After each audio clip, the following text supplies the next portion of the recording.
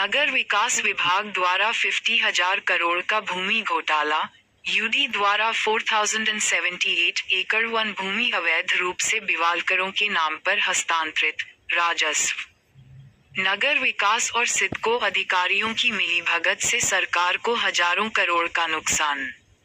राष्ट्रपति और केंद्रीय गृह मंत्री के साथ राज्य के मुख्यमंत्री को सूचित किया गया कि जागरूक नागरिक मंच के अध्यक्ष के कुमार, कानूनी सलाहकार लीगल सॉल्यूशंस प्रमुख एडवोकेट स्वप्निल इप्पनवार और अन्य गणमान्य व्यक्ति इस कार्यक्रम में भाग ले रहे हैं। के कुमार और एडवोकेट स्वप्निल इप्पनवार ने पत्रकारों और मीडिया से बातचीत करते हुए कहा कि भारत के माननीय मुख्य न्यायाधीश श्री बी.आर. गवई ने मुख्य न्यायाधीश का पद संभालने के पहले ही दिन एक ऐतिहासिक फैसला सुनाया।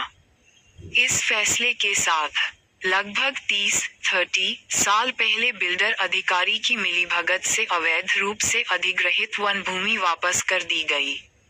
हम इस निर्णय से प्रेरित हुए हैं और यह जानते हुए भी कि हमारी जान को खतरा हो सकता है। हमने इस मामले को निडरता और साहस के साथ आगे बढ़ाने का निर्णय लिया है, क्योंकि यह मामला समाज के बड़े और प्रभावशाली लोगों से संबंधित है। एक सनसनीखेज मामला सामने आया है कि बिवलकर परिवार ने स्थानीय बिल्डर लॉबी, राजस्व, शहरी विकास और सिडको विभागों के उच्च पदस्थ अधिकारियों के साथ मिलीभगत करके नवी मुंबई अंतर्राष्ट्रीय हवाई अड्डे के पास 4078 एकड़ आरक्षित वन भूमि को फिर से अपने नाम पर हड़प लिया है। ये पता चला है कि 1975 के निजी वन अधिनियम के तहत सरकार को हस्तांतरित की गई 4078 एकड़ भूमि को सरकारी निर्णय के अनुसार 1987 में अवैध रूप से बिवलकर परिवार को वापस हस्तांतरित कर दिया गया था। इस वन भूमि घोटाले में सरकार को लगभग 50,000 करोड़ रुपए का नुकसान हुआ है और यह महाराष्ट्र में अब तक का सबसे बड़ा भूमि घोटाला होने जा रहा है। इस वन भूमि घोटाले में ये देखा गया है कि महाराष्ट्र निजी वन अधिग्रहण अधिनियम 1975, भारतीय वन अधिनियम 1927, कृषि भूमि जोत सीमा अधिनियम 1961, कोर्ट ऑफ वार्ड्स अधिनियम 1905 और बॉम्बे इनकम्ब्रेंस इनाम उन्मूलन अधिनियम 1952 जैसे कानूनों का सीधा उल्लंघन हुआ है। रायगढ़ जिले के पनवेल और उरण तालुका में 4078 एकड़ जमीन ब्रिटिश काल के दौरान 1936 में प्रिवी काउंसिल द्वारा बिवलकर परिवार को इनाम के रूप में दी गई थी।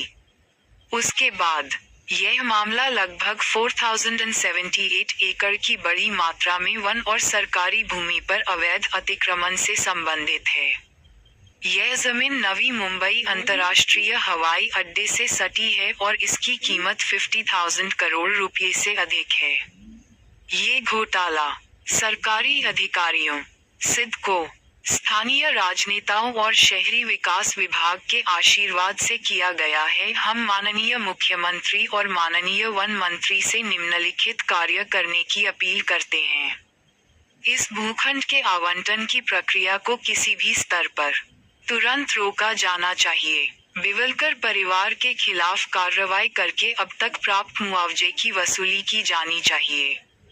इस घोटाले में शामिल सभी लोगों पर मामला दर्ज किया जाना चाहिए और मामला प्रवर्तन निदेशालय (ईडी) और केंद्रीय जांच ब्यूरो (सीबीआई) को सौंपा जाना चाहिए। हितों के टकराव से बचने के लिए संबंधित अधिकारियों और कर्मचारियों को उनके पदों से मुक्त किया जाना चाहिए और निष्पक्ष और पारदर्शी जांच सुनिश्चित की जानी चाहिए। हमें न्याय मिलना चाहिए, दोषियों को सजा मिलनी चाहिए, अन्यथा अगर सरकार इस मामले में तुरंत कार्रवाई नहीं करती है, तो हम एक जनहित याचिका दायर करेंगे।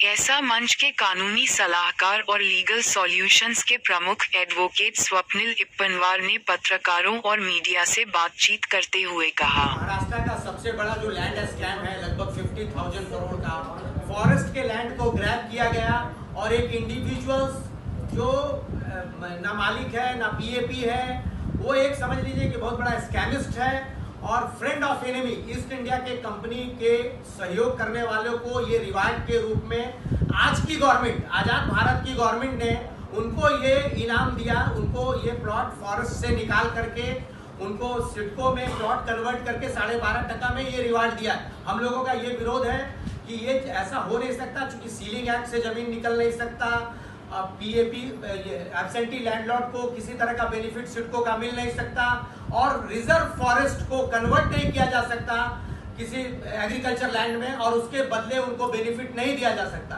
तो जिन जिन डिपार्टमेंट, जिन जिन लोगों ने, जिन जिन अधिकारियों ने इनको बेनिफिट मिलने में सहयोग किया है, उन पे भ्रष्टाचार निवारण के तहत कड़ी से कड़ी कार्रवाई होनी चाहिए, ईडी इंक्वायरी भी होना चाहिए। इनके पीछे कितने पैसे मूव किए हैं, किसका कैसे क्या हुआ है सहयोग, ये सबकी इंक्वायरी होनी चाहिए, एसआईटी निर्माण होनी चाहिए, और जो सुप्रीम कोर्ट ने अभी गाइडलाइन जारी किया उसको स्ट्रिक्टली फॉलो करना चाहिए। विद इन टाइम पीरियड इसका खुलासा होना चाहिए।